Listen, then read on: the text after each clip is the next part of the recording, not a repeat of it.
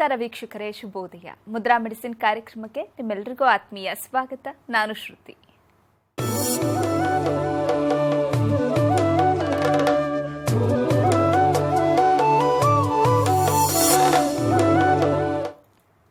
ಇವತ್ತಿನ ಮುದ್ರಾ ಮೆಡಿಸಿನ್ ಕಾರ್ಯಕ್ರಮವನ್ನು ನಡೆಸಿಕೊಡೋದಕ್ಕೆ ಮುದ್ರಾ ಬ್ರಹ್ಮ, ಮುದ್ರಾ ರತ್ನ, ಮುದ್ರಾ ಶಿರೋಮಣಿ ಗುರೂಜಿ ಶ್ರೀ ಲಕ್ಷ್ಮೀ ಶ್ರೀನಿವಾಸರವರು ನಮ್ಮೊಂದಿಗಿದ್ದಾರೆ. ಗುರೂಜಿಯವರು ಕಂಪ್ಯೂಟರ್ ಸೈನ್ಸ್ನಲ್ಲಿ ಎಂಜಿನಿಯರಿಂಗ್ ಪದವಿ ಪಡೆದು ಎಂಎಸ್ ಕಂಪ್ಯೂಟರ್ ಸಾಫ್ಟ್ವೇರ್ನಲ್ಲಿ ಸ್ನಾತಕೋತ್ತರ ಪದವಿ ಪಡೆದು ಹಲವಾರು ಮಲ್ಟಿನ್ಯಾಷನಲ್ ಸಾಫ್ಟ್ವೇರ್ ಕಂಪನಿಗಳಲ್ಲಿ 26 ವರ್ಷ ಸತತವಾಗಿ ಸೇವೆ ಸಲ್ಲಿಸಿದ್ದಾರೆ. ಗುರೂಜಿಯವರು ವೇದವಿಜ್ಞಾನ, ಜ್ಯೋತಿಷ್ಯ ಶಾಸ್ತ್ರ ಹಾಗೂ ಪುರಾತನ ಮುದ್ರಾ, ಮಂತ್ರ, ಯಂತ್ರ, ತಂತ್ರಶಾಸ್ತ್ರಗಳಲ್ಲಿ ಸಂಶೋಧನೆ ನಡೆಸಿ ಔಷಧಿ ರಹಿತ ಜೀವನ ನಡೆಸುವುದು ಹೇಗೆ ಹಾಗೂ ಮನೆಗೊಬ್ಬ ವೈದ್ಯನಾಗುವುದು ಹೇಗೆ ಅಂತ ತಿಳಿಸಿಕೊಡ್ತಾ ಬಂದಿದ್ದಾರೆ. ಇದಲ್ಲದೆ ಭೂತ, ಪ್ರೇತ, ಮಾಟ, ಮಂತ್ರ, ತಂತ್ರಗಳ ಬಗ್ಗೆ ಸಂಶೋಧನೆ ನಡೆಸಿ ಮನೆಗೊಬ್ಬ ಮಾಂತ್ರಿಕ ಮತ್ತು ತಾಂತ್ರಿಕನಾಗುವುದು ಹೇಗೆ ಅಂತ ತಿಳಿಸಿಕೊಡ್ತಾ ಬಂದಿದ್ದಾರೆ. ಗುರೂಜಿಯವರು ಹಲವಾರು ಪುಸ್ತಕಗಳನ್ನು ಬರೆದು ಸಮಾಜಕ್ಕೆ ಜ್ಞಾನಾರ್ಜನೆ ಮಾಡಿದ್ದಾರೆ. ಸಮಾಜದ ಹಿತಕ್ಕಾಗಿ ಬೆಂಗಳೂರಿನಿಂದ ಸುಮಾರು 40 ಕಿಲೋಮೀಟರ್ ದೂರದಲ್ಲಿ ಉಚಿತ ಅನಾಥಾಶ್ರಮ, ವೃದ್ಧಾಶ್ರಮ ಹಾಗೂ ಮುದ್ರಾ ಮಂತ್ರ ತಂತ್ರ ಸಂಶೋಧನಾ ಕೇಂದ್ರವನ್ನು ಸ್ಥಾಪನೆ ಮಾಡ್ತಾ ಇದ್ದಾರೆ. ಗುರೂಜಿಯವರನ್ನ ನಿಮ್ಮೆಲ್ಲರ ಪರವಾಗಿ ಕಾರ್ಯಕ್ರಮಕ್ಕೆ ಸ್ವಾಗತಿಸ್ತಾ ಇದ್ದೇನೆ. ಗುರುಗಳೇ ನಮಸ್ಕಾರ, ಕಾರ್ಯಕ್ರಮಕ್ಕೆ ಸ್ವಾಗತ. ಆತ್ಮೀಯ ವೀಕ್ಷಕ ಬಾಂಧವರಿಗೆಲ್ಲ ನಮಸ್ಕಾರ. ಗುರುಜಿ, ನೀವು ಕಳೆದ ಸಂಚಿಕೆಗಳಲ್ಲಿ ಹೇಳ್ತಾ ಇದ್ರಿ ಆತ್ಮಬಲ ತುಂಬಾನೇ ಮುಖ್ಯವಾಗಿರುತ್ತೆ ದೈಹಿಕ ಬಲಕ್ಕಿಂತ ಅಂತ. ಆತ್ಮಬಲ ಒದಗಿಸಬೇಕು, ನಮಗೆ ಸಿಗಬೇಕು ಅಂತ ಅಂದರೆ ದೇವರ ಜಪ ತಪ, ದೈವ ಬಲ ತುಂಬಾನೇ ಮುಖ್ಯವಾಗಿರುತ್ತೆ ಅಂತ ಹೇಳ್ತಾ ಇದ್ರಿ. ಅದ್ರ ಜೊತೆಗೆ ಭೈರವರ ತಂತ್ರವನ್ನು ಕೂಡ ನೀವು ಹೇಳ್ಕೊಟ್ರಿ. ಇವತ್ತಿನ ಕಾರ್ಯಕ್ರಮದಲ್ಲಿ ಯಾವ ವಿಚಾರದ ಬಗ್ಗೆ ನಮ್ಮ ವೀಕ್ಷಕರಿಗೆ ತಿಳಿಸ್ಕೊಡ್ತಾ ಇದ್ದೀರಿ? ಕಳೆದ ಸಂಚಿಕೆಯಲ್ಲಿ ನಾನು ಒಬ್ಬ ಮನುಷ್ಯನಿಗೆ ಊಟಕ್ಕಿಂತ, ಆಸ್ತಿಗಿಂತ, ವಿದ್ಯೆಗಿಂತ, ರೂಪಕ್ಕಿಂತ, ಯೌವನಗಿಂತ ದೈವಶಕ್ತಿ ಬಹಳ ಬೇಕು ಅಂತೇಳಿ ಅಷ್ಟಶಕ್ತಿಯರ ಬಗ್ಗೆ ಹೇಳಿದೆ. ನಾನು ಮಹಾಶಕ್ತಿಯರ ಬಗ್ಗೆ ಹೇಳಿದೆ. ಭೈರವರು, ಅಂದರೆ 8. ಇದು ಎಲ್ಲ ಇದ್ದರೆ ಒಬ್ಬ ಮನುಷ್ಯನಿಗೆ ಯಾವ ಮಾಟ ಮತ್ತು ತಂತ್ರಗಳು ತಟ್ಟೋದಿಲ್ಲ, ಯಾವ ದೃಷ್ಟಿದೋಷ ಆಗೋದಿಲ್ಲ, ಇನ್ನೊಬ್ಬರಿಂದ ಮಾಟ ಮಂತ್ರಗಳ ಬಾಧೆ, ಭೂತ ಪ್ರೇತಗಳ ಬಾಧೆ, ಶತ್ರು ಬಾಧೆ, ಪ್ರಕೃತಿಯಿಂದಾಗಲಿ ಯಾವುದೇ ರೀತಿ ಬಾಧೆಗಳಿರೋದಿಲ್ಲ ಅಂಥೇಳಿ ಈ ಕೌಶಿಕ ಪ್ರತ್ಯಂಗಿರ ತಂತ್ರ ಸಹ ಇದೆಲ್ಲ ಹೇಳ್ತಾರೆ. ಆ ಒಂದು ಕೌಶಿಕ ಪ್ರತ್ಯಂಗಿರ ಕವಚದಲ್ಲಿ ಇವೆಲ್ಲ ಬರ್ತದೆ. ಇವತ್ತಿನ ಸಮಾಜದಲ್ಲಿ ನನ್ನ ದುಡ್ಡಿದೆ, ಆದರೆ ನನ್ನ ಸನ್ಮಾನ ಮಾಡೋರು ಯಾರೂ ಇಲ್ಲ, ರೆಕಗ್ನೇಷನ್ ಮಾಡೋರಿಲ್ಲ, ಗೌರವಿಸೋರು ಯಾರೂ ಇಲ್ಲ. ಇಷ್ಟುದ್ದ ಓದಿದ್ದೀನಿ ನಾನು, ಆದರೆ ನನ್ನ ವಿದ್ಯೆ ತಕ್ಕಂತೆ ನನ್ನ ಉಪಯೋಗಿಸ್ಕೊಳ್ಳೋರು ಯಾರೂ ಇಲ್ಲ ಸಮಾಜದಲ್ಲಿ. ನನ್ನ ಒಂದು ವಿದ್ಯೆ, ಜ್ಞಾನ, ಬುದ್ಧಿ ಇದನ್ನು ಯಾರು ಉಪಯೋಗಿಸ್ಕೊಳ್ಳಿಲ್ಲ ಅಂದರೆ ನೀವೇನು ಓದಿದ್ರೇನು ಲಾಭ, ಎಷ್ಟೇ ದುಡ್ಡಿದ್ರೇನು ಲಾಭ? ಚೆನ್ನಾಗಿ ಓದ್ಬಿಡ್ತಾನೆ, ಮೇಲೆ ಉನ್ನತವಾಗಿ ಹೋಗಿಬಿಡ್ತಾನೆ ಅಂಥೇಳಿ ಕೆಲವರು ಆ ಥರ ಬೆಳಕೆ ಹೋಗಬಾರ್ದು ಅಂಥೇಳಿ ಮಾಟ ಮಾಡಿಬಿಡ್ತಾರೆ. ಯಾವುದಲ್ಲಿ? ಹೆಣ್ಮಕ್ಳ ವಿಷಯದಲ್ಲಿ. ಭೈರವರು ಗಂಡು ಮಕ್ಕಳು, ಭೈರವ ತಂತ್ರ ಸಾಧದಿಂದ ಗಂಡು ಮಕ್ಕಳಿಗೆ ಮಾಟ ಮಂತ್ರ ಮಾಡಿಬಿಡ್ತಾರೆ. ಇಲ್ಲಿ ಇವತ್ತಿನ ಸಂಚಿಕೆಯಲ್ಲಿ ನಾನು ಹೇಳ್ತಾ ಇರೋದು ಕೇವಲ ಹೆಣ್ಣು ಮಕ್ಕಳಿಗೆ ಸಭಾ ಸಮಾರಂಭಗಳಲ್ಲಿ, ಆಫೀಸ್ಗಳಲ್ಲಿ ಅಥವಾ ಅವರು ಮಾಡುವಂಥ ಒಂದು ಉದ್ಯೋಗ ಕ್ಷೇತ್ರದಲ್ಲಿ ಏಳಿಗೆ ಆಗಬಾರ್ದು ಅಂತ ಮಾಡಿಬಿಡ್ತಾರೆ. ಒಂದು ಹುಡುಗಿ, ಒಂದು ಹೆಂಗಸು 10 ಜನ ಮುಂದೆ ಅವಳು ಬೆಳಿಬಾರ್ದು. 10 ಜನ ಇದ್ದಾರೆ ಅಂದರೆ ಒಂದು ಸಭೆ ಅಂತ ಅರ್ಥ. ಒಬ್ರಿಗಿಂತ ಹೆಚ್ಚಿಗೆ ಇದ್ದಷ್ಟು ಅವನು ಸಭಾ ಅಂತ ಕರೀತಾರೆ, ಅಂದರೆ ಬುಧ ಅಂತ ಕರೀತಾರೆ. ಬುಧ ಅಂದರೆ ಸಭಾ ಅಂತ, ಆಡಿಯನ್ಸ್. ಸಭಾ ಅಂತಂದರೆ ಮದುವೆ ಮನೆಯಲ್ಲಿ ಏಳಿಗೆ ಆಗಬಾರ್ದು, ಆರ್ಥಿಕತೆಗೆ ಹೋಗಬಾರ್ದು, ಆಫೀಸಲ್ಲಿ ಕೆಲಸಕ್ಕೆ ಏಳಿಗೆ ಆಗಬಾರ್ದು, ಅವಳಿಗೆ 10 ಜನ ಮುಂದೆ ಅವಳು ಬೆಳಿಬಾರ್ದು ಅಂಥೇಳಿ ಮಾಟ ಮಾಡಿಸ್ತಾರೆ. ಅದಕ್ಕೆ ಒಂದು ಬಹಳ ಪವರ್ಫುಲ್ ಮಂತ್ರಗಳಿವೆ. ಎರಡನೇದು, ಪ್ರಯಾಣ ಮಾಡುವಾಗ ಏನಾದ್ರು ಆಕ್ಸಿಡೆಂಟ್ ಆಗಿ ಸತ್ತೋಗ್ಲಿ ಅವಳು ಅಂಥೇಳಿ ಪ್ರಯಾಣ ಕಾಲದಲ್ಲಿ ಅವರಿಗೆ ತೊಂದರೆ ಆಗುವಂಗೆ ಮಾಡ್ತಾರೆ. ಮೂರನೇದು, ಅವರೇನಾದರೂ ವಾದ ವಿವಾದಗಳಲ್ಲಿ ಗೆದ್ದುಬಿಟ್ರೆ ನಮಗೆ ಬೆಲೆ ಕಮ್ಮಿ ಆಗುತ್ತೆ ಅಂಥೇಳಿ ಆ ಕಮ್ಯುನಿಕೇಷನ್ಸ್ನ ಅವರು ಬ್ಲಾಕ್ ಮಾಡಿಬಿಡ್ತಾರೆ. ಕೆಲವು ಹೆಣ್ಮಕ್ಳು ಸ್ಪೋರ್ಟ್ಸಲ್ಲಿ ಇಂಪ್ರೂವ್ ಆಗಿರ್ತಾರೆ, ಸ್ಪೋರ್ಟ್ಸಲ್ಲೆಲ್ಲ ಒಲಿಂಪಿಕ್ಸ್ಗೆಲ್ಲ ಹೋಗ್ತಾರೆ, ದೊಡ್ಡ ದೊಡ್ಡ ಆಟಗಳಲ್ಲೆಲ್ಲ ಪಾರ್ಟಿಸಿಪೇಟ್ ಮಾಡಿ ಹೆಸರು ತೊಗೊಳ್ತಾರೆ. ನನ್ನ ಮಕ್ಕಳು ಹಂಗಿಲ್ವಲ್ಲ, ಇವಳು ಹೋಗ್ತಾಳಲ್ಲ ಅಂಥೇಳಿ ಆಟ ಪಾಠಗಳೆಲ್ಲ ಅವಳ ಬಂದ್ ಮಾಡಿಬಿಡ್ತಾರೆ. ಒಂದು. ಇನ್ನೊಂದು, ಅವಳಿಗೆ ಯೋಚನಾ ಶಕ್ತಿನೇ ಬ್ಲಾಕ್ ಮಾಡಿಬಿಡ್ತಾರೆ.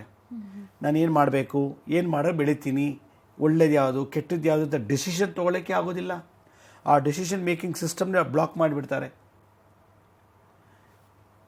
ಅಕಸ್ಮಾತ್ ಮದುವೆ ಆಗಿದ್ದರೆ ಗಂಡ ಹೆಂಡ್ರ ಜೊತೆ ಸೇರಬಾರ್ದು ಅವರು, ಸೆಕ್ಸೇ ಮಾಡಬಾರ್ದು ಅವರು, ರತಿ ಕ್ರೀಡೆನೇ ಬಂದ್ ಮಾಡಿಬಿಡ್ತಾರೆ.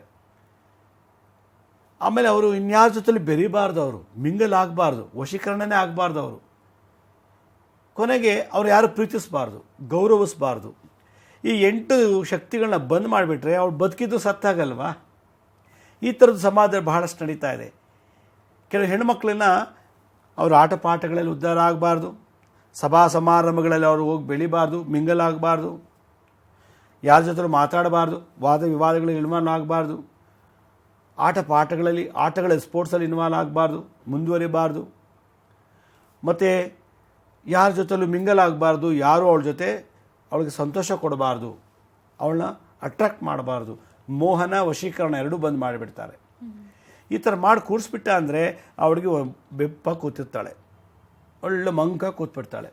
ಅವಳ ಲೈಫೇ ಕಂಪ್ಲೀಟ್ ಲಾಸ್. ಅದು ಡಾಕ್ಟರ್ ಹತ್ರ ಹೋಗ್ತಾರೆ, ಸೈಕಾಲಜಿಸ್ಟ್ ಹೋಗ್ತಾರೆ, ಸೈಟ್ರಿ ಆರ್ಟಿಸ್ಟ್ ಹತ್ರ ಹೋಗ್ತಾರೆ, ಎಲ್ಲ ಹೋಗ್ತಾರೆ, ಎಲ್ಲ ನಾರ್ಮಲ್ ಇದೆ, ಹಾರ್ಮೋನ್ಸ್ ಚೆನ್ನಾಗಿದೆ, ಎಲ್ಲ ನ್ಯೂರಾನ್ಸ್ ಆ್ಯಕ್ಟಿವ್ ಇದೆ, ಮುಮ್ಮೆದಲು, ಹಿಮ್ಮೆದಲು, ಪಾರ್ಶ್ವ ಬೆದಲು, ತಲೆ ಮೇಲಿರೋ ಪಾರಿಟಲ್ ಲೋಬಿ ಎಲ್ಲ ವರ್ಕ್ ಆಗ್ತಿದೆ, ಅವಳಿಗೆ ಏನಿದೆ ಏನು ಗೊತ್ತು ಎಲ್ಲ ಗೊತ್ತು, ಆದರೆ ಯಾವುದಲ್ಲೂ ಇನ್ವಾಲ್ವ್ ಆಗ್ತಿಲ್ಲ. ಅವಳು ಬಾಳೆ ಹಾಳು ಮಾಡಿಬಿಟ್ಟಿರ್ತಾರೆ. ಇಂಥದ್ದು ಮಂಕು ಜೀವನ ಅಂತ ಕರೀತಾರೆ. ಇದನ್ನು ಮಾಡಬೇಕು ಅಂತಂದರೆ ಒಬ್ಬ ಮಾಂತ್ರಿಕ ಅಷ್ಟಭೈರವನ್ನು ವಶ ಮಾಡಿಕೊಂಡು ಈ ಪ್ರಯೋಗ ಮಾಡಿಬಿಡ್ತಾನೆ. ಆಗ ಹೆಣ್ಮಕ್ಳು ಬಾಳೆ ಹಾಳಾಗಿಬಿಡುತ್ತದೆ. ಈ ಥರದ್ದು ಕೋಟ್ಯಾಂತರ ಹೆಣ್ಮಕ್ಳು ನರಳ್ತಾ ಇದ್ದಾರೆ. ಒಂದು ಕೆಲವು ಗಂಡು ಮಕ್ಕಳು ಹೆಣ್ಮಕ್ಳನ್ನ ಕರ್ಕೊಂಡು ಹೋಗ್ಬಿಟ್ಟು ಕಿಡ್ನಪ್ ಮಾಡಿಬಿಟ್ಟು ಅವ್ರು ಮಿಸ್ಯೂಸ್ ಮಾಡಿ ಮಂಕು ಬರ್ದಂಗೆ ಮಾಡಿ ಅವ್ರಿಗೆ ಜೀವನದಲ್ಲಿ ಭಯ ಭೀತಿಯಿಂದನೇ ಬದುಕಬೇಕು, ಆ ರೀತಿ ಮಾಡಿಬಿಟ್ಟಿದ್ದಾರೆ. ಈ ಥರದ್ದು ಏನಾದ್ರು ಇದ್ದಾಗ ಹೆಣ್ಮಕ್ಳು ಯಾವ ರೀತಿ ಬದುಕಬೇಕು ಸಮಾಜದಲ್ಲಿ ಅನ್ನೋದಕ್ಕೆ ಕೌಶಿಕಿ ಪ್ರತ್ಯಂಗಿರಾ ತಂತ್ರಸಾರಿ ಕೆಲವು ಚಕ್ರ ಆರಾಧನೆ ಬಗ್ಗೆ ಹೇಳ್ತಾರೆ. ಸರಿ ಗುರುಜಿ, ಈ ಬಗ್ಗೆ ಮಾತಾಡೋಣ. ವೀಕ್ಷಕರೇ, ಮುದ್ರಾ ಮೆಡಿಸಿನ್ ಕಾರ್ಯಕ್ರಮ ಮುಂದುವರಿಯುತ್ತೆ ಪುಟ್ಟ ವಿರಾಮದ ನಂತರ ಮುದ್ರಾ ಮೆಡಿಸಿನ್ ಕಾರ್ಯಕ್ರಮಕ್ಕೆ ಮತ್ತೊಮ್ಮೆ ಸ್ವಾಗತ. ಗುರುಜಿ, ಅಷ್ಟ ಭೈರವಿಯರ ತಂತ್ರ ಪ್ರಯೋಗ ಮಾಡೋದ್ರಿಂದ ಹೆಣ್ಣು ಮಕ್ಕಳ ಆದಷ್ಟು ಎಲ್ಲ ಶಕ್ತಿಗಳನ್ನು ಕೂಡ ಕುಂದಿಸ್ತಾ ಹೋಗುತ್ತೆ ಈ ಪ್ರಯೋಗ ಅಂತ ಹೇಳ್ತಾ ಇದ್ರಿ. ಈ ಪ್ರಯೋಗ ಮಾಡಿದವ್ರಿಗೆ ಅಂದರೆ ಬೇರೆಯವ್ರಿಗೆ ಕೆಟ್ಟದನ್ನ ಮಾಡಿದವ್ರಿಗೂ ತನಗೂ ಕೆಟ್ಟದಾಗತ್ತೆ ಅನ್ನೋದು ಇವಾಗಿರುವಂತಹ ಸತ್ಯದ ಮಾತು. ಹಾಗಾದ್ರೆ ಅವ್ರಿಗೆ ಯಾವ ರೀತಿಯಾದಂತಹ ಸಂಕಷ್ಟಗಳು ಎದುರಾಗಬಹುದು ಅಷ್ಟಭೈರವಿ ತಂತ್ರಗಳನ್ನು ಪ್ರಯೋಗ ಮಾಡಿದವ್ರಿಗೆ? ನೋಡಿ, ಅಷ್ಟಭೈರವಿ ಅನ್ನೋ ಒಂದು ಶಕ್ತಿ ಭೈರವಿ ತಂತ್ರ ಸಾಧಲಿದೆ. 108 ಭೈರವಿರು ಇದ್ದಾರೆ ಅಂತಾರೆ. ಹಾಗೆ 108 ಭೈರವಿರು ಇದ್ದಾರೆ. ಭೈರವ ಭೈರವಿ ಅಂತ ಇದು ದೊಡ್ಡ ಮಹಾತಂತ್ರ. ಇದು ಭೈರವಿ ಆರಾಧನೆ ಮಾಡೋರಿಗೆ ಕೆಲವು ಗೊತ್ತಿರ್ತದೆ. ಕೆಲವರು ಏನು ಮಾಡ್ತಾರೆ, ಒಂದನ್ನೇ ಭೈರವಿ ತಗೊಂಡು ಎಕ್ಸ್ಪರ್ಟ್ ಆಗಿಬಿಡ್ತಾರೆ. ಇಲ್ಲಿ ಶ್ರೀ ಭೈರವಿ ಅಂತ ಮೊದಲನೇ ಭೈರವಿ. ಈ ಶ್ರೀ ಭೈರವಿನ ಉಪಯೋಗಿಸ್ಕೊಂಡು ಮಾಟ ಮಂತ್ರ ಮಾಡಿಬಿಟ್ಟ ಅಂತಂದರೆ ಅವ್ರಿಗೆ ಯಾರ ಜೊತೆಲೂ ಮಿಂಗಲಾಗ, ಸಭಾ ಸಮಾರಂಭಗಳಿಗೆ ಹೋಗೋದೇ ಇಲ್ಲ.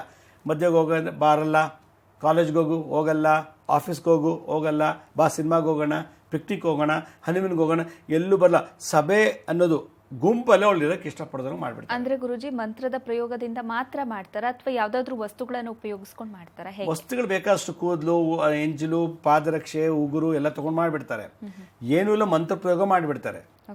ಅದರಿಂದ ಇಲ್ಲಿ ಶ್ರೀ ಭೈರವಿ ಅನ್ನೋ ಮಂತ್ರ ಉಪಯೋಗಿಸಿ ಏನಾರು ಮಾಟ ಮಾಡಿಬಿಟ್ರೆ ಆ ಹುಡುಗಿ ಜನಗಳ ಜೊತೆ ಮಿಂಗಲ್ ಆಗಲ್ಲ, ಸಭಾ ಸಮಾರಂಭಗಳಿಗೆ ಹೋಗೋದಿಲ್ಲ, ಸಭೆ ಸಮಾರಂಭಗಳಲ್ಲಿ ಹೋಗ್ದಿರೋಂಗೆ ಮಾಡಾಕ್ಬಿಡ್ತಾರೆ. ಅವಳು ಸಮಾಜದಲ್ಲಿ ಇದ್ದಾಳೆ ಅನ್ನೋದೇ ಗೊತ್ತು ಮಾಡೋಕ್ಕೆ ಬಿಡೋದೇ ಇಲ್ಲ. ಅವಳು ಎಲ್ಲರೂ ಬಂದಿರ್ತಾನೆ, ಎಲ್ರಿಗೂ ಗೊತ್ತಾಗೋದು ಇವಳು ಅಂತ. ಅವಳು ಎಲ್ಲೂ ಮನೆ ಬಿಟ್ಟು ಹೊರಗೆ ಬರಲಿಲ್ಲ ಅಂದರೆ ಏನು ಗೊತ್ತಾಗತ್ತೆ? ಇದೊಂದು ಪ್ರಯೋಗ ಮಾಡ್ತಾರೆ. ಶ್ರೀ ಭೈರವಿ, ಮಹಾಭೈರವಿ ಪ್ರಯಾಣ ಮಾಡುವಾಗಲೇ ಅವಳಿಗೆ ಏನಾದ್ರು ಎಫೆಕ್ಟ್ ಆಗಿಬಿಡ್ಬೇಕು. ಮಹಾಭೈರವಿ ಪ್ರಯೋಗ ಮಾಡ್ತು ಅಂದರೆ ಅವಳು ಪ್ರಯಾಣ ಮಾಡುವಾಗಲೇ ಡ್ಯಾಮೇಜ್ ಆಗಿಬಿಡ್ಬೇಕು, ಏನಾದ್ರು ಒಂದು ಆಕ್ಸಿಡೆಂಟ್ ಆಗಬೇಕು, ಕುಸಿದು ಬಿದ್ದೋಗ್ಬೇಕು, ಏನೋ ಒಂದು ಮಾಡಬೇಕು. ಅವಳು ಮತ್ತೆ ವಾಪಸ್ ಮನೆಗೆ ಹೋಗೋಂಗಿಲ್ಲ. ಒಂದು ಸಲ ಮನೆ ಬಿಟ್ಟು ಹೊರಗೋದ್ರೆ ವಾಪಸ್ ಬರೋ ಹಾಗಿಲ್ಲ. ಮಹಾಭೈರವಿ ಪ್ರಯೋಗ. ಸಿಂಹ ಭೈರವಿ ಅಂತ ಇನ್ನೊಂದು ಭೈರವಿ ಇದ್ದಾಳೆ. ಆ ಸಿಂಹ ಭೈರವಿ ಏನಂತಂದರೆ ಅಪ್ಪನ ಹತ್ರ ಮಾತಾಡೋಕ್ಕೆ ಮುಜುಗರ, ಅಮ್ಮನ ಜೊತೆ ಮಾತಾಡೋಕ್ಕೆ ಮುಜುಗರ, ಯಾರ ಜೊತೆಲೂ ಮಾತಾಡಲ್ಲ, ಆರ್ಗ್ಯೂ ಮಾಡಲ್ಲ. ಮಾತಾಡೆ, ಏನು ಕೂತಿದ್ಯಾ ನೀನು, ಏನಾದ್ರು ಹೇಳೇ, ಯಾಕೆ ಹಿಂಗಿದೆಯಾ ಹೇಳೇ ಅಂದರು ಮೌನ ಮೌನ ಮೌನ. ಇದು ಸಿಂಹ ಭೈರವಿ ಅಂತ. ಧೂಮ್ರ ಭೈರವಿ ಅಂತ ಇನ್ನೊಂದು ಭೈರವಿ ಇದೆ. ಅದನ್ನು ಉಪಯೋಗಿಸ್ಕೊಂಡು ಏನಾರು ಮಾಟ ಮಾಡಿಬಿಟ್ರೆ ಆಡೋ ಮಕ್ಕಳು ಸ್ಪೋರ್ಟ್ಸ್, ಕ್ರಿಕೆಟಲ್ಲಿರ್ಬೋದು, ವಾಲಿಬಾಲ್ ಇರ್ಬೋದು, ಬಾಸ್ಕೆಟ್ಬಾಲ್ ಇರ್ಬೋದು, ಯಾವುದೇ ಸ್ಪೋರ್ಟ್ಸಲ್ಲೂ ಕೂಡ ಆ ಹೆಣ್ಮಗು ಮೇಲಕ್ಕೆ ಬರ್ದರು ಮಾಡಿಬಿಡ್ತಾರೆ. ಒಳ್ಳೆ national, district level, state level ಹೋಗ್ತಿರೋ ಹುಡುಗಿ ಮನೆಗೆ ಬಂದು ಕೂತ್ಬಿಡ್ತಾಳೆ, ಆಸಕ್ತಿನೇ ಕಳ್ಕೊಂಡ್ಬಿಡ್ತಾಳೆ. ಅವಳ ಸ್ಪೋರ್ಟ್ಸ್ ಅನ್ನೋದನ್ನೇ ತೆಗೆದಾಕ್ಸ್ಬಿಡ್ತಾರೆ. ಧೂಮ್ರ ಭೈರವಿ ಅಂತೇಳಿ. ಭೀಮ ಭೈರವಿ ಅಂತ ಒಂದು ಭೈರವಿ ಇದೆ. ಅದನ್ನು ತಗೊಂಡು ಆ ಮಂತ್ರದಲ್ಲಿ ಏನಾರು ಅವಳಿಗೆ ಮಾಡಿಬಿಟ್ಟ ಅಂತಾರೆ, ಅವಳು ಯಾವಾಗಲೂ ಚಿಂತನೆಯೇ ಮಾಡೋದಿಲ್ಲ, ಮಂಕ ಕೂರ್ತಿರ್ತಾಳೆ. ನಾನು ಯಾಕೆ ಹಿಂಗಿದ್ದೀನಿ ಚಿಂತೆ ಮಾಡಲ್ಲ, ನನಗೇನು ಬೇಕು ಏನು ಬೇಡ ಏನು ಮಾಡಬೇಕು ಅನ್ನೋದು ಚಿಂತನೆಯೇ ಹೊಟ್ಟೋಗಿರುತ್ತೆ. ಆ ಥಿಂಕಿಂಗ್ ಕೆಪಾಸಿಟಿ, ಆ ಸ್ಕೂಲ್ ಆಫ್ ಥಾಟ್ಸೇ ಬಂದ್ ಮಾಡಿಬಿಡ್ತಾರೆ. ಶ್ರೀಭೈರವಿ, ಮಹಾಭೈರವಿ, ಸಿಂಹಭೈರವಿ, ಧೂಮ್ರ ಭೈರವಿ, ಉನ್ನತ ಭೈರವಿ ಅಂತೇಳಿ. ಉನ್ನತ ಭೈರವಿ ಅಂತಂದರೆ ಆಕೇನಾರು ಅವಳಿಗೆ ಮದುವೆ ಆಗಬೇಕು ಅನ್ನೋ ಆಸೆನೇ ತೆಗೆದಾಕ್ಬಿಡ್ತಾರೆ. ಕಾಮದ ಬಗ್ಗೆ ಆಸೆ ಇರೋಲ್ಲ, ಸೆಕ್ಸ್ ಬಗ್ಗೆ ಆಸೆ ಇರೋಲ್ಲ, ಮದುವೆ ಆಗಬೇಕು ಅಂತ ಆಸೆ ಇಲ್ಲ, ಗಂಡನ ಬಗ್ಗೆ ಆಸೆ ಇರೋದಿಲ್ಲ,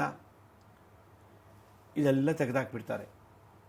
ಉನ್ನತ ಭೈರವಿ ಅಂತೇಳಿ. ನೆಕ್ಸ್ಟ್ 7ನೇದು ವಶೀಕರಣ ಭೈರವಿ ಅಂತ.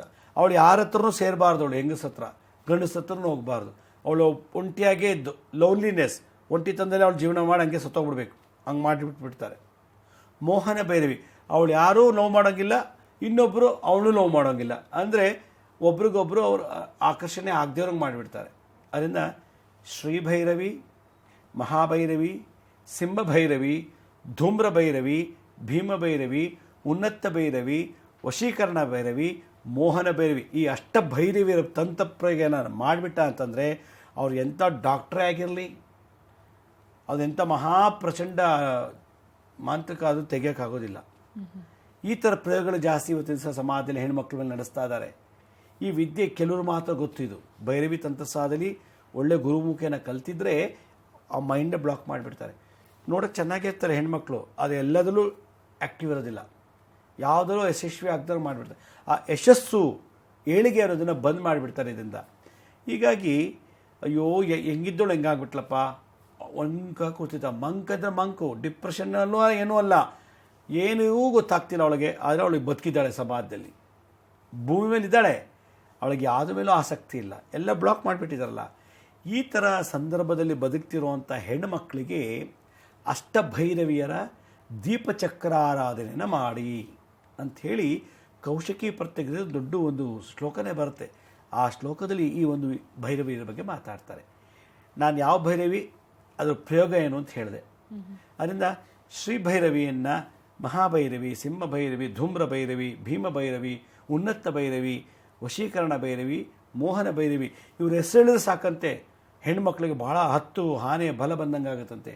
ಇವತ್ತಿನ ದಿವಸ ಇದರ ಯಾರೂ ಅದ್ರ ಬಗ್ಗೆ ತಲೆನೇ ಕೆಡಿಸ್ಕೋತಾ ಇಲ್ಲ. ಏನೋ ಓದ್ತಾರೆ, ಸ್ಕೂಲಿಗೆ ಕಳಿಸ್ತಾರೆ, ಕಾಲೇಜಿಗೆ ಕಳಿಸ್ತಾರೆ, ಕೆಲಸಕ್ಕೆ ಕಳಿಸ್ತಾರೆ, ಮದುವೆ ಮಾಡ್ತಾರೆ, ಮಕ್ಕಳು ಆಗಿಬಿಡುತ್ತೆ. ಆದರೆ ಈ ಅಷ್ಟಶಕ್ತಿಯರ ಭೈರವಿಯರ ಅಷ್ಟಶಕ್ತಿಯರನ್ನು ನಮ್ಮ ಆತ್ಮಕ್ಕೆ ತುಂಬುವಂಥ ಒಂದು ಪ್ರಯೋಗ ಕಾರ್ಯ ನಮ್ಮ ತಂದೆ ತಾಯಿಗಳು ಆ ಸಂಸ್ಕಾರ ಕೊಡ್ತಾ ಇಲ್ಲ ಮಕ್ಕಳಿಗೆ. ಅದರಿಂದ 20 ವರ್ಷ ಚೆನ್ನಾಗಿಲ್ಲ, 21 ವರ್ಷಕ್ಕೆ ಅವಳು ಹಿಂಗೆ ಆಗಿಬಿಟ್ಲು, 25 ವರ್ಷ ತನಕ ಚೆನ್ನಾಗಿಲ್ಲ, 26 ತುಂಬ ತಕ್ಷಣ ಹಿಂಗೆ ಆಗಿಬಿಟ್ಲು, 30 ವರ್ಷ ತನಕ ಚೆನ್ನಾಗಿದ್ಲು, ಈಗ ಗಂಡ ಬೇಡ ಮಕ್ಕಳು ಬೇಡ ಅಂತಾಳೆ, ಯಾರೂ ಬೇಡ, ಒಂದು ಕತ್ಲಿ ರೂಮಲ್ಲೇ ನಾನು ಕೂತಿರ್ಬೇಕು ಅಂತಾಳೆ ಅಂಥೇಳಿ ಎಷ್ಟೋ ಜನ ಕಂಪ್ಲೇಂಟ್ ಮಾಡ್ತಿದ್ದಾರೆ ಇವತ್ತಿನ ದಿವಸ. ನನಗೆ ದಿನಕ್ಕೆ ಈ ಥರದ ಒಂದು 2-3 ಕೇಸ್ ಬರುತ್ತೆ. ಯಾಕೆ? ಇವತ್ತಿನ ಸಮಾಜದಲ್ಲಿ ದ್ವೇಷ ಅಸೂಯೆಯಿಂದ ತುಂಬಿಕೊಳ್ಳುವಂಥ ಇಂಥ ಸಮಾಜದಲ್ಲಿ ಅವ್ರಿಗೆ ಬೇರೆ ಮಾರ್ಗ ಇರಲ್ಲ, ಇದೊಂದೇ ಮಾರ್ಗ, ಮಾಟ ಮಂತ್ರ ಮಾಡಿ ಅವಳನ್ನ ಸರ್ವನಾಶ ಮಾಡಿಬಿಡೋದು. ಈ ಥರದೆಲ್ಲ ನಡೆದಾಗ ನಮಗೆ ಔಷಧಿಯಿಂದ ಕ್ಯೂರ್ ಮಾಡೋಕ್ಕಾಗಲ್ಲ, ಯಾವ ದೇವ್ರಿಗೆ ಹರಕೆ ಹೊರತರೂ ಕ್ಯೂರ್ ಮಾಡೋಕ್ಕಾಗಲ್ಲ. ಆಯಾ ಭೈರವಿಗಳನ್ನೇ ಉಪಯೋಗಿಸ್ಕೊಂಡು ನಾವು ವಾಪಸ್ ಕಳಿಸ್ಬಿಡ್ಬೇಕು, ರಿಲೀಸ್ ಮಾಡ್ಕೋಬೇಕು. ಅದಕ್ಕೆ ಇಂಥ ಸಮಸ್ಯೆಗಳು ನಾನು ಭಾಳಷ್ಟು ಮುದ್ರೆಗಳು ಹೇಳಿದ್ದೀನಿ, ಮಂತ್ರಗಳು ಹೇಳಿದ್ದೀನಿ, ತಂತ್ರಗಳು ಹೇಳಿದ್ದೀನಿ. ಆದರೆ ದೀಪಚಕ್ರ ಆರಾಧನೆ, ಒಂದು ಚಕ್ರ ಬರೆದು ದೀಪದ ಮುಖೇನ ಆಹ್ವಾನ ಮಾಡಿ ಅದರಿಂದ ಉದ್ಯಾಪನೆ ಮಾಡಿ ಶಾಂತಿ ಮಾಡ್ಕೊಳ್ಳುವಂಥ ಪ್ರಯೋಗ ನಾನು ಇವತ್ತು ಈ ಎಪಿಸೋಡಲ್ಲಿ ಹೇಳ್ಕೊಡ್ತಾ ಇದ್ದೀನಿ. ಕೋಟ್ಯಾಂತರ ಹೆಣ್ಣು ಮಕ್ಕಳಿಗೆ ಇದೊಂದು ಒಳ್ಳೆ ದಾರಿದೀಪ ಆಗ್ಬೋದು. ಇಂಥ ಪರಿಸ್ಥಿತಿಲಿ ಇದೊಂದು ಒಳ್ಳೆ ಪರಿಹಾರ ಅನ್ನೋದನ್ನು ನಾನು ಇವತ್ತು ವೀಕ್ಷಕರಿಗೆ ತಿಳಿಸೋಕ್ಕೆ ಇಷ್ಟಪಡ್ತೀನಿ. ಸರಿ ಗುರುಜಿ, ಈ ಬಗ್ಗೆ ಮಾತಾಡೋಣ. ವೀಕ್ಷಕರೇ, ಮುದ್ರಾ ಮೆಡಿಸಿನ್ ಕಾರ್ಯಕ್ರಮ ಮುಂದುವರಿಯುತ್ತೆ ಪುಟ್ಟ ವಿರಾಮದ ನಂತರ. ವಿರಾಮದ ನಂತರ ಮುದ್ರಾ ಮೆಡಿಸಿನ್ ಕಾರ್ಯಕ್ರಮಕ್ಕೆ ಮತ್ತೊಮ್ಮೆ ಸ್ವಾಗತ. ಗುರುಜಿ, ನೀವು ಹೇಳ್ತಾ ಇದ್ರಿ ಅಷ್ಟ ಭೈರವಿಯರ ಪ್ರಯೋಗ ಆದಂತಹ ಸಂದರ್ಭದಲ್ಲಿ ಏನೆಲ್ಲ ಕಷ್ಟಗಳು ಕಾಡುತ್ತೆ, ಏನೆಲ್ಲ ಆಗಬಹುದು ಅನ್ನೋದನ್ನ ತಿಳಿಸ್ಕೊಡ್ತಾ ಇದ್ರಿ. ಈ ರೀತಿಯಾದಂತಹ ದೋಷ ಇದ್ದಂಥವ್ರು ಯಾವ ರೀತಿ ಪರಿಹಾರ ಮಾಡ್ಕೊಳ್ಬೇಕಾಗುತ್ತೆ? ಪರಿಹಾರ ಬಹಳ ಸಿಂಪಲ್ಲು. ನಾನು ತುಂಬ ಇನ್ವೆಸ್ಟ್ಮೆಂಟ್ ಮಾಡಿ ದೊಡ್ಡ ಹೋಮ ಮಾಡಿ ಅಥವಾ ದೊಡ್ಡ ಕಳಶ ಇಟ್ಟು ಪೂಜೆ ಮಾಡಿ ಅಂತ ನಾನು ಎಲ್ಲೂ ಹೇಳ್ತಾ ಇಲ್ಲ. ಸಿಂಪಲ್ಲಾಗಿ ಒಂದು 100 ರೂಪಾಯಿ ಒಳಗೆ ಈ ಕೆಲಸ ಮುಗ್ದೋಗುತ್ತೆ. ನಾನೀಗ ಅದಕ್ಕೊಂದು ದೀಪಚಕ್ರ ಆರಾಧನೆ ಅನ್ನೋ ಒಂದು ಮಾಡೋದು ಹೇಗೆ ಅಂತ ಕೌಶಿಕಿ ಪ್ರತ್ಯಂಗಿರ ತಂತ್ರಸಾರ ಹೇಳುವಂಥ ಒಂದು ವಿಷಯ ಹೇಳೋಕ್ಕೆ ಇಷ್ಟಪಡ್ತೀನಿ. ಹುಣ್ಣಿಮೆ ಅಥವಾ ಅಮಾವಾಸ್ಯೆ ದಿವಸ ರಂಗೋಲಿನಲ್ಲಿ ನಾನೀಗ ತೋರಿಸುವಂಥ ಚಕ್ರನ ಬರಿಬೇಕು. ರಂಗೋಲಿ ಇಲ್ಲ ಅಂದರೆ ಬಳಪದಲ್ಲಿ ಬರಿಬೇಕು. ಇದ್ರ ಯಾವುದೋ ಒಂದು ಫಲವತ್ತಾದ ನೆಲದ ಮೇಲೆ ಅಥವಾ ಒಂದು ಮನೆ ಮೇಲೆ ಅಥವಾ ಒಂದು ದೊಡ್ಡ ಜಾಗದಲ್ಲಿ, ವಿಶಾಲವಾದ ಜಾಗದ ಮನೆ ಬ್ರಹ್ಮಸ್ಥಾನದಲ್ಲಿ ಈ ಚಕ್ರ ಬರಿಬೇಕು. ನೋಡಿ, ನಾನೀಗ ಸ್ಕ್ರೀನ್ ಮೇಲೆ ತೋರಿಸ್ತೀನಲ್ಲ, ಆ ಚಕ್ರನ ಮನೆಯಲ್ಲಿ ಬರಿಬೇಕು. ಇದು ಅಷ್ಟಭೈರವಿ ಚಕ್ರ ಅಂತ ಕರೀತಾರೆ. ಇದು ಒಂದು ಚಕ್ರ. ಈ ಚಕ್ರಕ್ಕೆ ಮೊದಲು ಶ್ರೀಭೈರವಿಯನ್ನು ಆಹ್ವಾನ ಮಾಡಬೇಕು.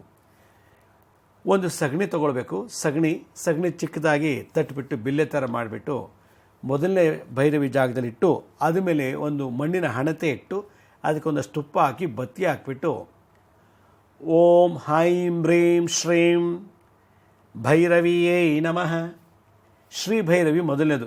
ಶ್ರೀಭೈರವಿ ಏನು, ನಮ್ಮ ಸಭಾ ಸಮಾರಂಭಗಳಲ್ಲಿ ಏಳಿಗೆ ಆಗಬಾರ್ದು ಅನ್ನೋದೇನಾದ್ರು ಮಾಡಿಸಿದ್ರೆ ಶ್ರೀಭೈರವಿ ಅದನ್ನು ತೆಗೆದು ಬಿಡ್ತಾಳಂತೆ ಈ ಚಕ್ರದಲ್ಲಿ ಆರಾಧನೆ ಮಾಡೋದ್ರಿಂದ. ಓಂ ಹೈಂ ಹ್ರೀಂ ಶ್ರೀಂ ಶ್ರೀ ಭೈರವಿಯೇ ನಮಃ ಅಂತೇಳಿ ಆ ದೀಪನ ಹತ್ತಿಸ್ಬಿಟ್ಟು ಆವಾಹನೆ ಮಾಡಿ ಅದಕ್ಕೆ ಕುಂಕುಮ ಅಕ್ಷತೆ ಎಲ್ಲ ಹಾಕಿ ಪೂಜೆ ಮಾಡಿಬಿಟ್ಟು 108 ಸಲ ಅದಕ್ಕೆ ಮಂತ್ರದಲ್ಲಿ ಅರ್ಚನೆ ಮಾಡಬೇಕು. ಏನು ಮಂತ್ರ?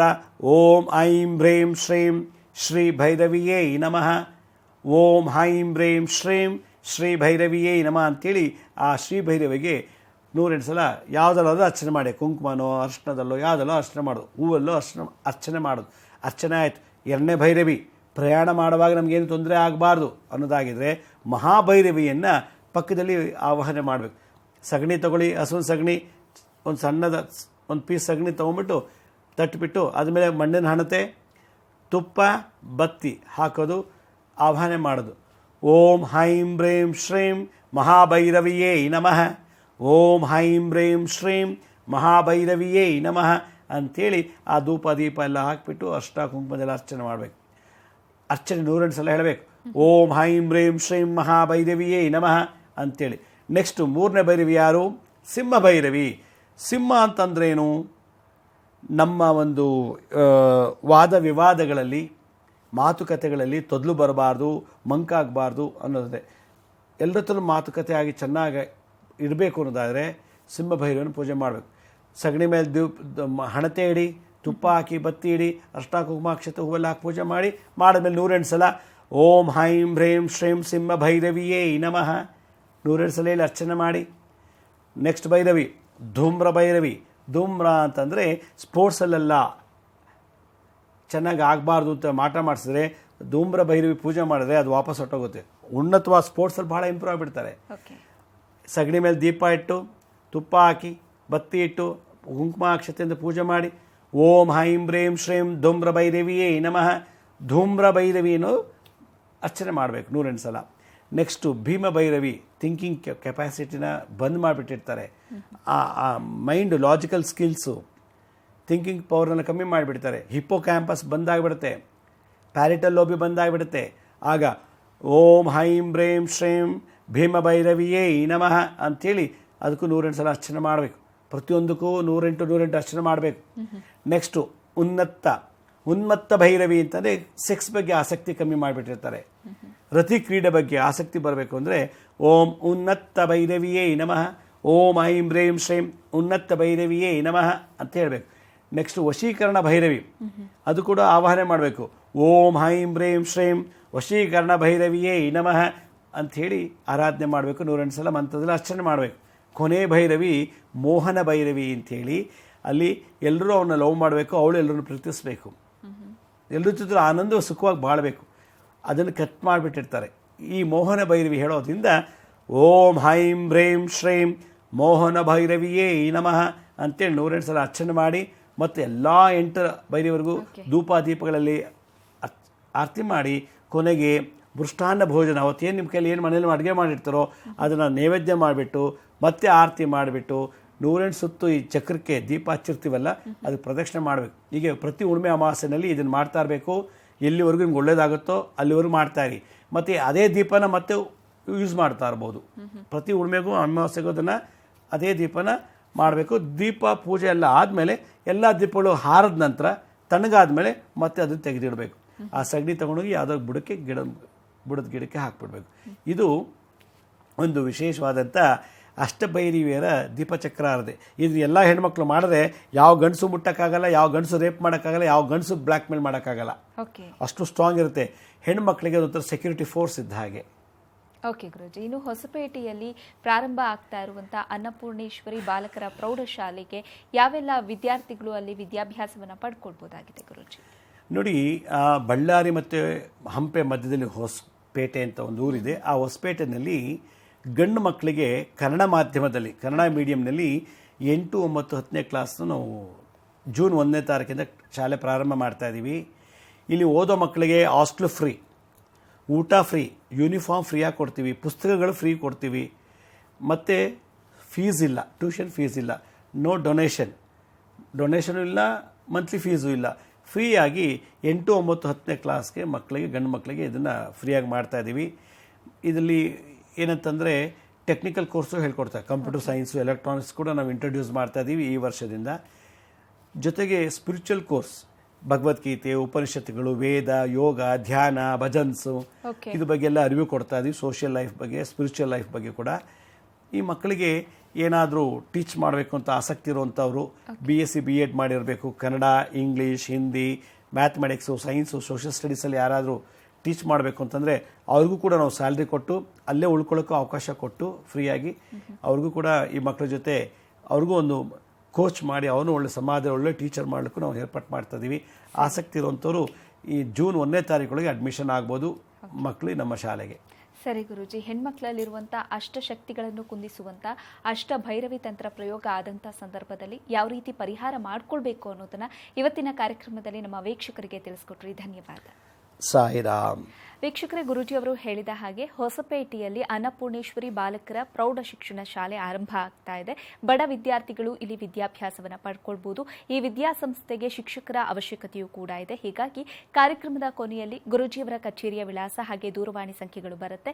ನೋಟ್ ಮಾಡಿಕೊಂಡು ಶಾಲೆಯ ವಿವರವನ್ನು ಪಡ್ಕೊಳ್ಬಹುದು ಅಂತ ಹೇಳ್ತಾ ಇವತ್ತಿನ ಕಾರ್ಯಕ್ರಮವನ್ನು ಮುಗಿಸ್ತಾ ಇದ್ದೀನಿ. ನೋಡ್ತಾ ಇರಿ ಸರಳ ಜೀವನ, ಇದು ಮನುಕುಲದ ಒಳಿತಿಗಾಗಿ.